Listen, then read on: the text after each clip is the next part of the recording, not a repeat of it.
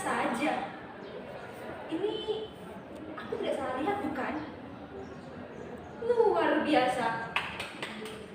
Salut. Baru kali ini ya, aku melihat perhelatan besar sekelas internasional dengan kearifan lokal Indonesia. Iya, kalian pastinya mengerti kan maksudku? Iya, itu loh, pawang hujan. Sebentar ya, aku nonton dulu. Loh, kok itu masih tetap saja hujan ya? Apa jangan-jangan dia gagal? Jangan malu-maluin dong.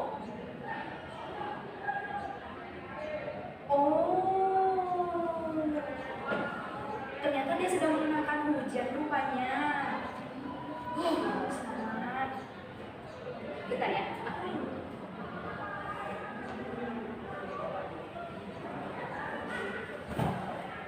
Hei kawan, apakah kalian pernah melihat pawang hujan beraksi?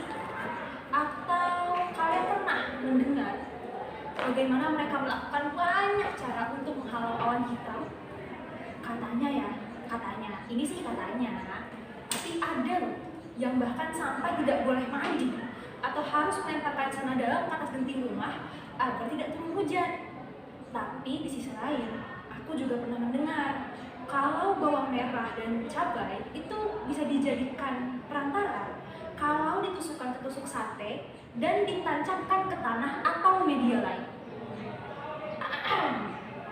Tapi ada yang protes sih. Gini bilangnya, itu sama saja dengan melawan Gusti Allah. Iya, kalian mau tahu siapa yang protes begitu? Ya, Wak Jamil di kampungku memang paling keras kalau teriak soal itu. Kenapa?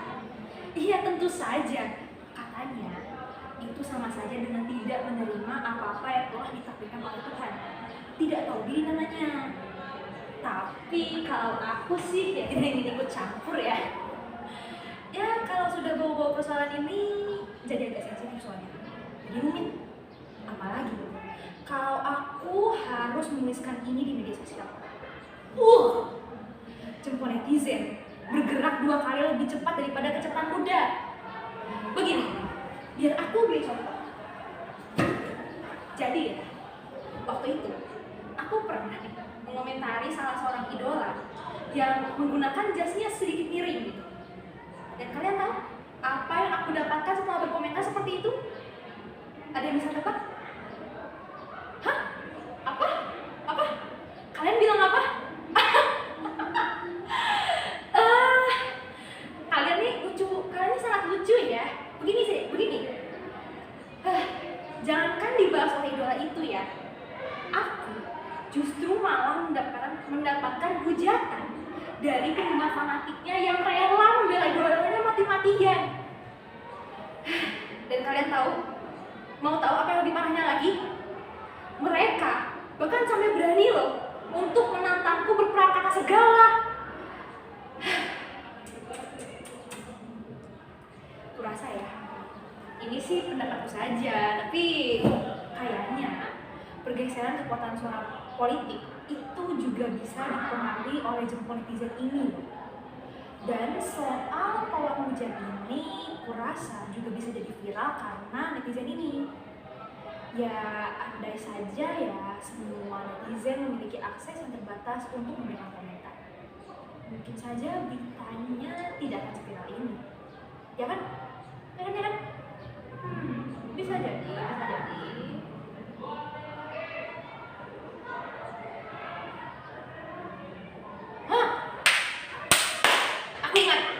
Aku ingat sesuatu. Tapi ini bukan soal pawang hujan. Dengar dulu. Jadi begini, dulu di perkampungan aku pernah terjadi satu kemarau yang sangat panjang. Sampai penduduk pun heran. Ya kok bisa kemarau tuh panjang dan sangat betah menyambar. Alhasil, para penduduk pun dibuat resah karena cuaca yang panas, persediaan makanan yang semakin menipis, dan sawah yang makin kekeringan. Nenekku sempat bilang, biasanya ada upacara yang diadakan kalau keadaannya terus-menerus menggelisahkan seperti ini. Tapi ini sedikit info saja ya, kalau sebagian besar penduduk di perkampungan itu berprofesi sebagai petani. Jadi ya wajar dong kalau menggantungkan penghasilannya dari hasil tani. Dan kalian juga pastinya bisa membayangkan apa yang akan terjadi jika panen gagal melulu, sementara kebutuhan hidup terus mendesak. Kalau kata nenekku sih gini ya caranya.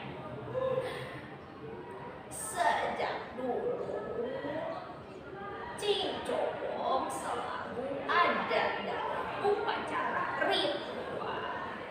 Harus ada boneka itu sebagai perantara memanggil hujan.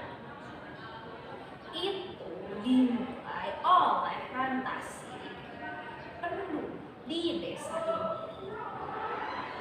Rantasi yang kala itu gagal mengajak masyarakat mencari mata air, akhirnya menemukan cara baru agar masyarakat mau berkumpul dan melakukan ritual sesuai seperti petunjuk yang didapatkannya melalui tirakat tidak makan dan tidak minum selama 3 hari. Dalam petunjuk itu, masyarakat harus melakukan ritual menggunakan media cincong. Sudah mirip kan? Sudah mirip kan? Sudah mirip kan? Sudah mirip belum dengan nenekku? Sudah, anggap saja mirip. Nah, aku juga jadi teringat satu hal lagi. Jadi sebenarnya aku itu pernah loh melihat langsung bagaimana upacara ritual cincong itu diadakan, tapi pada saat aku masih kecil. Ya, karena aku masih kecil ya, jadi aku tidak benar-benar mengerti apa yang sedang mereka lakukan pada saat itu. Tapi yang ku tahu, bagi anak seumuran, boneka cincong itu tampak menyeramkan. Dan kalian mau tahu apa yang lebih menyeramkannya lagi? Mau tahu? Aku sempat dikejar oleh boneka itu. Betul.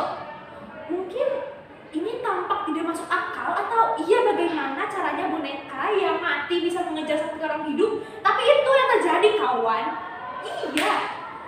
Asal tahu saja ya, boneka itu akan mengejar siapa yang tidak percaya pada saat menyaksikan upacara itu berlangsung. Begitulah nyanyian cincong yang dinyanyikan oleh semua. Para penabuh memainkan alat-alat. Ada yang memukul-mukul bumi dengan bit atau kipas yang terbuat dari ayunan bambu. Adapun yang memukul bokor dengan kayu yang terbuat dari 2 buah ruas. Nah, sebenarnya aku bersama kakak sangat menikmati pertunjukan ritual itu. Kenapa? Mau tahu kenapa? Ya tentu saja lah. Karena suara musik yang tercipta dari pukulan kayu di bokor, nyanyian sinden, dan gerakan tarian mereka sekecil apapun terasa sangat menggugah bagiku. Menurut teori, mendengarkan musik juga bisa mempengaruhi kesehatan kita loh. Betulan bisa. Kesehatan fisik dan mental. Pertama, pikiran kita bisa jadi lebih jernih, lebih tenang. Dan yang kedua, rasa sakit dalam tubuh kita pun berkurang. Dan yang ketiga atau yang terakhir, energi dalam tubuh kita bisa tersalurkan. Nah, buat kalian, apa sih yang paling berpengaruh ketika kalian mendengarkan musik? Kalau buatku sih apa ya? Alunan irama pada musik itu sih. Apapun musiknya. Kakakku bilang, orang bisa tren saat main musik. Asik kan? Nah, dalam musik yang aku dengarkan saat upacara ritual itu berlangsung, sebenarnya sangat menarik juga loh.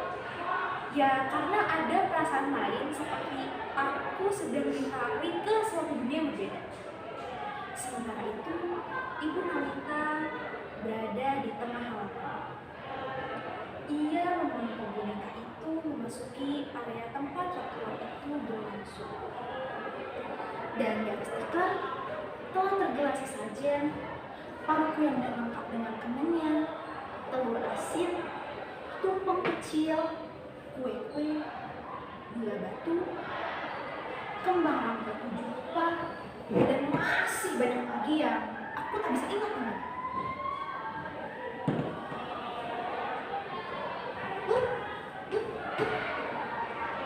Beginilah kira-kira gerakan Ibu Nawita pada saat itu, berjalan di antara anak remaja. Memang, celah di antara anak tangga dari bambu ini ukurannya cukup untuk satu laki-laki. Tapi saat itu, Ibu Nawita tidak berjalan sendirian. Ia berjalan diiringi dengan dua orang lainnya, berjalan dari ujung sebelah sini sampai ujung ke sebelah sana. Mereka berjalan bolak-balik selama 3 menit.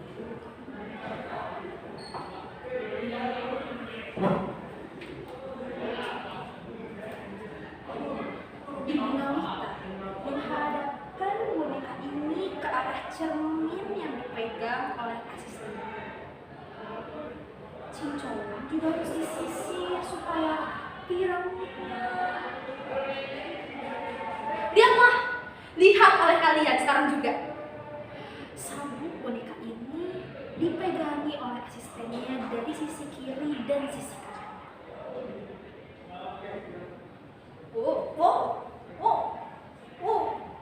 Kenapa bonekanya bergerak-gerak sendiri?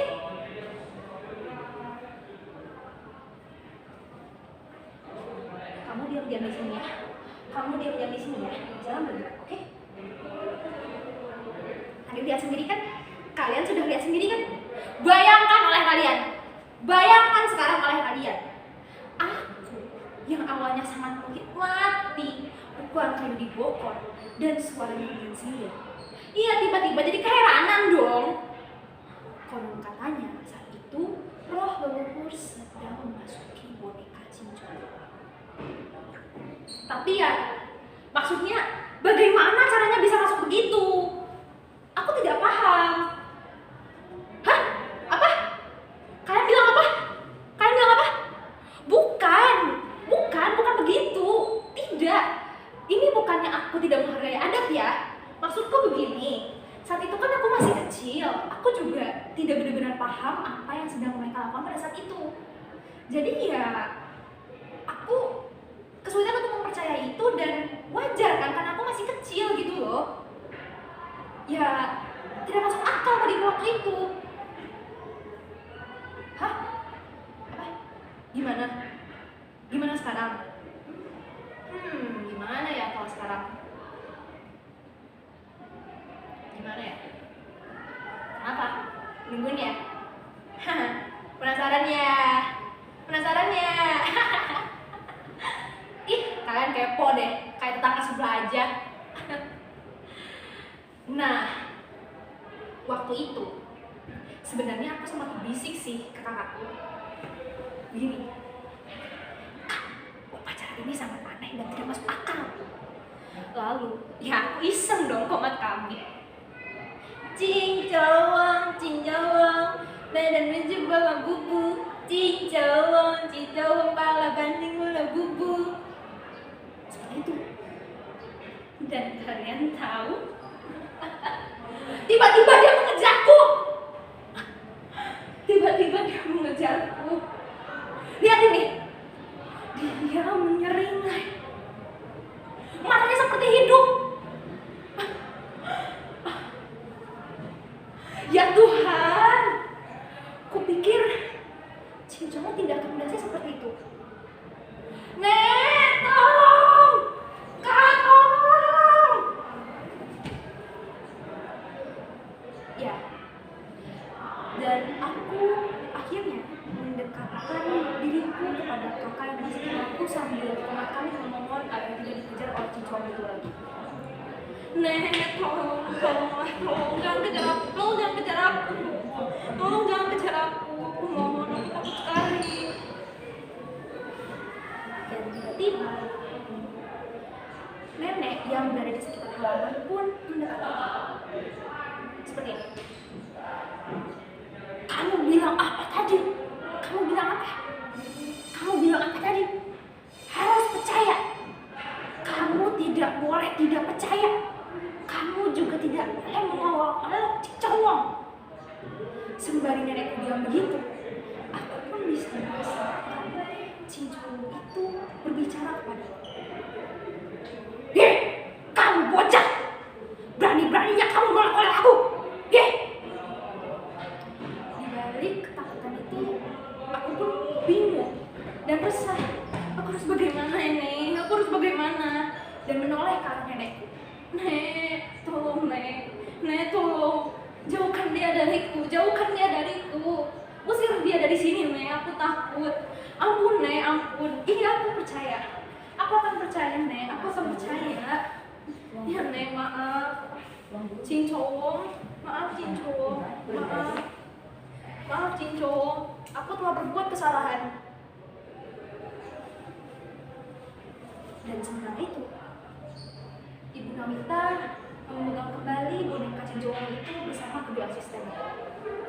Boneka cincong itu didandani, diberi riasan di batok kelapanya, diberikan baju kuning dan sampur di badannya, dan dikalungkan dengan kalung Kamboja di lehernya. Kupikir suasana malam itu jadi rasa sangat mistis.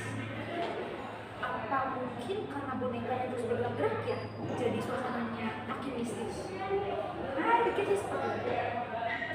Dan ritual itu pun diakhiri dengan cipratan Kamboja yang dicampur dengan air dan disemprotkan ke anak penonton. Hujan! Hujan! Hujan! Sambil bersorak kegirangan. Begini ya, untung saja ya, waktu itu ada seseorang yang menolongku. Aku benar-benar tidak bisa membayangkan bagaimana jadinya aku nanti jika tidak ada seorang yang menolongku pada saat itu. Sejak saat itu, aku pun kapok deh dan tidak ingin mengolok lagi sesuatu yang telah menjadi adat atau sesuatu yang tampak tidak masuk akal. Benar kawan, benar. Kita memang harus percaya dengan Tuhan. Tapi ya pada dasarnya memang ada makhluk dan dunia lain yang tidak bisa kita lihat dengan kasat mata. Makhluk dan dunia lain yang sama-sama ciptaan Tuhan. Dan kita memang kita tidak bisa melihatnya, tapi kita harus menghormatinya, bukan? Dan sebenarnya ada ritual-ritual lain yang dilakukan oleh masyarakat, tapi sayangnya tidak dilestarikan karena alasan zaman sudah modern. Cuaca bisa diprediksi dan dipelajari secara keilmuan. Oke deh, coba kita bahas aja ya perempuan yang ada di TV ini. Kalian lihat bokor itu? Lihat kan? Kalian pastinya bisa melihat bokor itu kan? Singing bowl itu. Aku pernah menggunakan singing bowl itu untuk meditasi sih. Katanya frekuensi di tubuh kita diselaraskan, kata buku. Nah, aku jadi memiliki kesimpulan kalau sebenarnya yang itulah mungkin yang dilakukan oleh si perempuan di TV ini. Ya memang sih dia tidak menghentikan hujan dengan boneka cincongnya seperti yang telah dilakukan oleh Ibu Nawita. Tapi ia mengendalikan hujan. Ia meminta hujan untuk berhenti. Gini ya kawan ya, gini ya. Aku ingatkan kau boleh percaya atau tidak. Tapi bukan hak kita untuk mengolok-olok seperti itu. Karena memang kenyataannya memang ada kan. Ya mungkin saja cuaca itu sudah bisa diprediksi sekarang. Tapi ya Pawang hujan itu juga mungkin memiliki kemampuan khusus yang kita tidak tahu, seperti Bu Nawita yang kemampuan kebatinannya diwariskan oleh punduh yang sebelumnya, seperti Rantasih yang saat itu mencari cara baru dan menemukannya melalui ritual karena kemarau yang tidak kunjung selesai. Ya kan? Mungkin saja bisa seperti itu. Dan aku punya satu rahasia. Ini desas-desus ya, tapi ini adalah satu rahasia yang aku dengar pada saat sebelum nenekku meninggal. Katanya, nenekku juga dulunya seorang punduh sebelum digantikan oleh Ibu Nawita yang dirasa kuat kebatinannya. Dan ini rahasia ya, tapi katanya aku dengar dari orang-orang, dari bisikan batin di nenekku sih gitu, kalau tahun depan akulah yang akan menggantikan Ibu Nawita menjadi punduh.